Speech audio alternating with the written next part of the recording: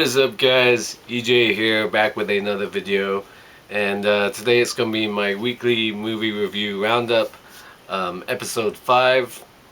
So happy new year, everybody. Hope everybody had a happy and safe new year. I've got 6 new movies to talk about this week that I watched over the past week. So let's get started. So yeah, Sunday, December 27th, I watched Poltergeist, the 2015 remake, um, directed by Gil Keenan. This was not very good. Pretty much a by the book numbers remake of the 1982 classic, of course, which was produced by Steven Spielberg and directed by Richard Donner. Um, Yeah, this really was not a very good film, and I like Sam Rockwell a lot. He moves his family into a new neighborhood. I believe the original was set in Colorado. I'm not sure about that. I'm not sure where this one was set. With his, Sam Rockwell's married to Rosemary DeWitt, and they move into a new house with their 3 kids. And of course, lots of paranormal things start happening.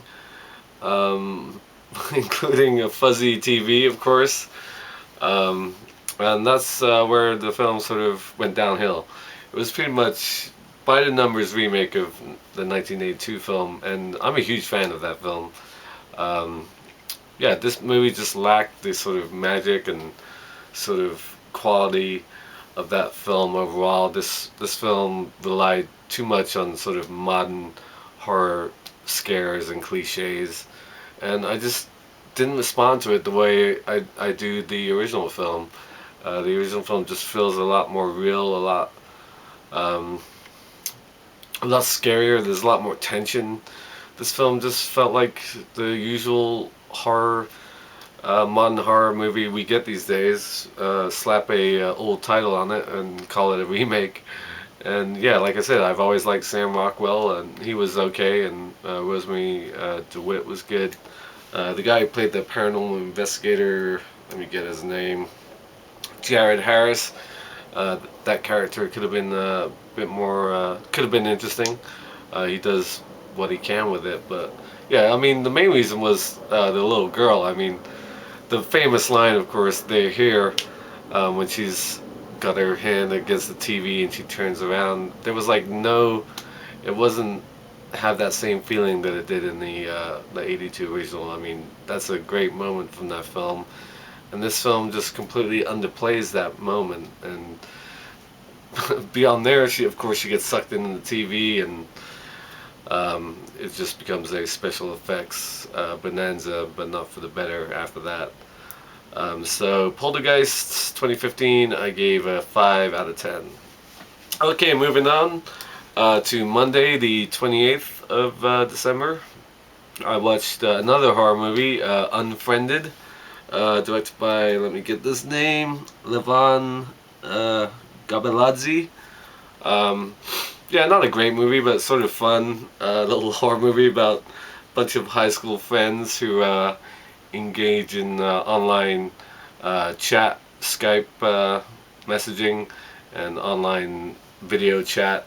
A group of them, like 5 or 6, and the day that this film takes place is the 1-year anniversary of one of their fellow high school students' suicide. A girl who was filmed being drunk and silly at a party, and she became shamed for it, and she killed herself. So there's this mysterious unknown person in the chat room with the 5 or 6 of them at the same time. They don't know who it is, and it's the ghost of this woman, this girl that they shamed into killing herself. The whole film takes place on a computer screen. You just see the perspective of one girl's, the main girl, computer screen. So she's got the Skype on, she's got instant message with her boyfriend, she's looking up stuff online on Wikipedia and Yahoo and Google and whatever, as events take place during the film. But of course, her friends start to die as they get wrapped in this game that the ghost online account is playing. Yeah, not a great film, but sort of fun in a way. Sort of young cast of actors. The only name I recognized was Renee Olstead. She played the blonde Jess. But yeah, not a great film, but certainly not terrible. So I gave Unfriended a 6 out of 10.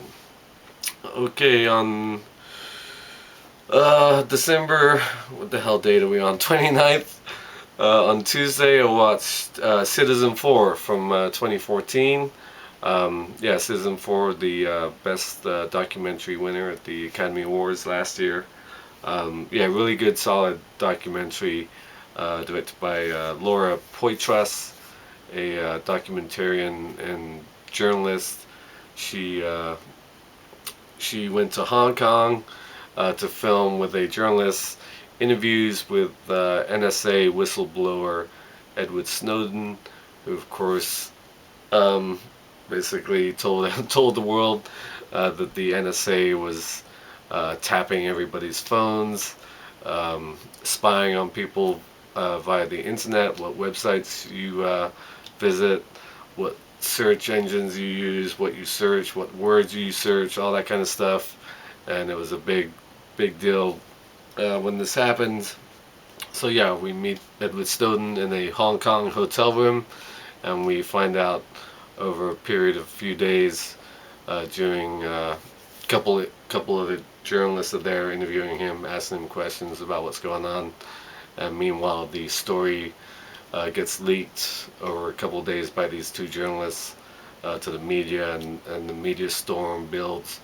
Yeah, it's a good film, good documentary, very interesting about what the NSA is doing, not just in America, but around the world, in most first world countries like the UK and Germany, places like that, France, and so on. Yeah, big issue, privacy rights on as far as modern technology goes, all that kind of stuff. So yeah, interesting documentary. Okay, up next on December 31st, New Year's Eve, I skipped the 30th. Don't ask me why. I watched War Room, directed by Alex Kendrick. Yeah, this is sort of a from the same people who made, I think, Courageous. So it's a sort of Bible thumping movie. Stars a mainly African American cast. It's about a woman who's married to a pharmaceutical rep, and she's not happy with her marriage. Every argument and fight that they have, he always wins. He's kind of a dick throughout the whole movie. They have a young daughter, and they're sort of losing touch with what's going on in their daughter's lives. So she's a real estate agent. She's in the midst of selling a house for this old lady who lost her husband during the Vietnam War, who had the same problem with her husband back in the day, and her solution was turning to the Lord and God's prayer and all that kind of stuff. She turned her closet in her bedroom into a prayer room where she puts up notes and prayers and hymns, and prayed for her husband. And this woman, this real estate agent, she does the same thing and sort of turns her life around, how she deals with her kid and how she deals with her husband, who eventually sees the evil of his ways. Yeah, it's not really my cup of tea, to be honest. I consider myself a sort of a spiritual person, but not a religious person. So yeah, I don't know why this was on my queue. I guess the title seemed interesting to me, War Room. But anyway, not really my thing. Religious themed movies. I mean, I've watched tons of movies with religious themes in them, but when it's this heavy-handed and it's all about God and Jesus, there's some scenes in there. It's just like unbearable if you're not a religious person. But War Room, I gave a 5 out of 10. Not because it's badly made or badly acted. It's mainly because of the subject matter and how I feel about it in general. It's not really my type of movie. Okay, moving on to the new year, 2016. And probably the best film I saw this past week was on, Friday the 1st. I watched The Age of Adaline, directed by Lee Tolan Krieger, or Krieger. Yeah, let me get that right. Krieger, yeah, Lee Tolan Krieger.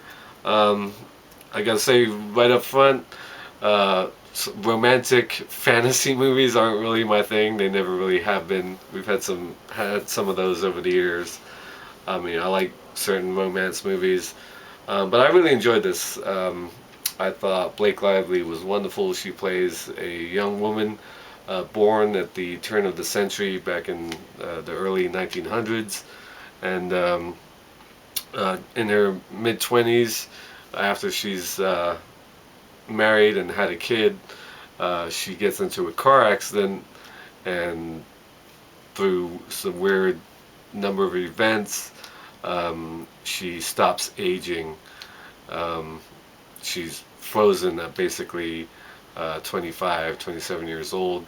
And this affects her life in many ways as she finds herself moving from place to place. Basically, she goes back and forth from Oregon to San Francisco, moving every year or so, changing her name, changing her identity, because back in the 50s or 60s, she believes the FBI was after her, because obviously a woman that doesn't age is a very interesting thing to the government. But yeah, I really like this film. I've always liked Blake Lively, but I haven't really seen her in something this sort of serious. Um, yeah, it's a really wonderful performance by her. I liked her a lot. Her it gets complicated when she starts going out with this young guy. When the film gets up to the modern present day, um, with this guy called Ellis, Michael Huisman plays him, and I didn't love him in this film, to be honest, but I liked her a lot. So there's a lot of stuff between her and him. But the film really got really excellent is when he takes her home to meet his parents, played by Harrison Ford and Kathy Baker. Harrison Ford was wonderful because he, back in the day, had a fling with the young Adeline while he was stationed in the UK during World War II. So he like instantly recognizes her. At one point, he was going to propose to her, and she bailed because obviously she has this secret where she can't age, and so they can't have a life together because she can never grow old with young Harrison Ford. The guy who played young Harrison Ford in those scenes, it was like spitting image. It was great. But yeah, Harrison Ford really good. I liked his performance a lot. And obviously I just saw him in the new Star Wars movie as well. But yeah, he was really good in this. So he instantly recognizes her, and she plays it off like, "Oh, it's my mother you're talking about," and he believes he's losing his mind because he's so sure that it's her, that's really her, and then of course he figures out that it really is her, um, and that of course causes problems with his son who's going out with Adeline at the present moment. Yeah, really good film. Liked it a lot. Maybe the ending was kind of a cheap cop out. I thought I didn't think they really needed to do that. Um, Also, Ellen Burstyn plays Blake Lively's daughter. So just put that into perspective for you. It's funny seeing her with Ellen Burstyn, who was her daughter and obviously has outgrown her. Ellen Burstyn, of course, in her 60s or 70s, I'll say generously, and Blake Lively in her 30s, playing this character. But yeah, really sweet film. Liked it a lot, and I especially liked um, Blake Lively and Harrison Ford. Okay, last but not least, last night, um, January 1st or 2nd, sorry, I watched No Escape.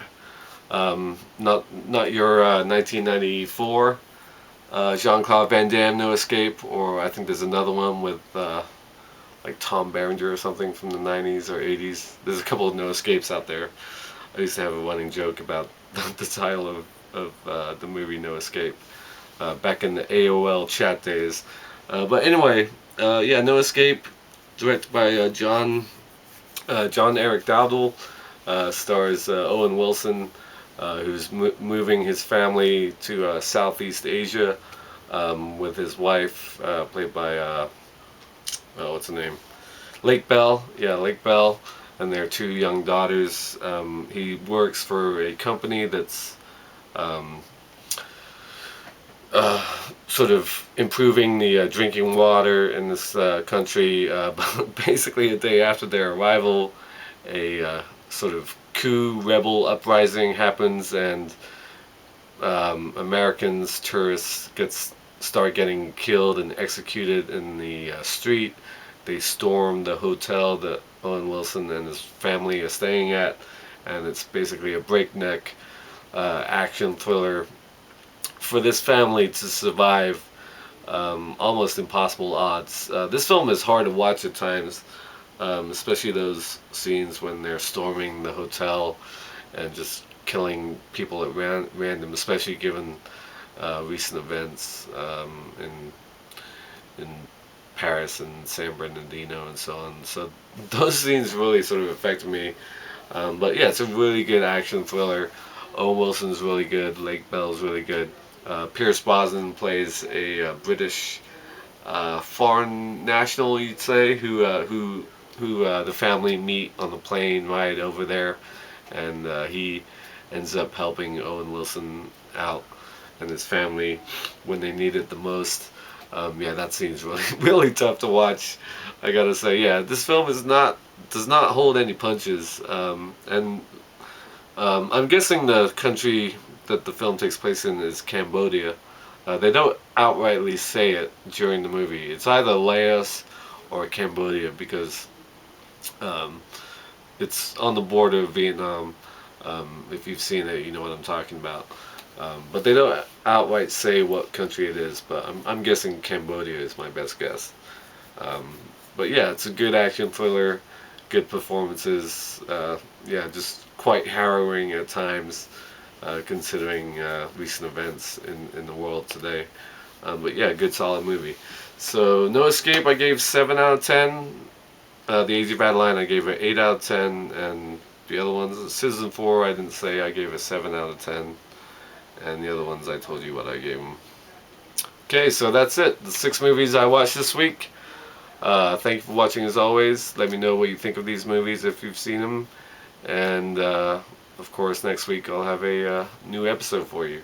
So until then, see ya. Bond. James Bond.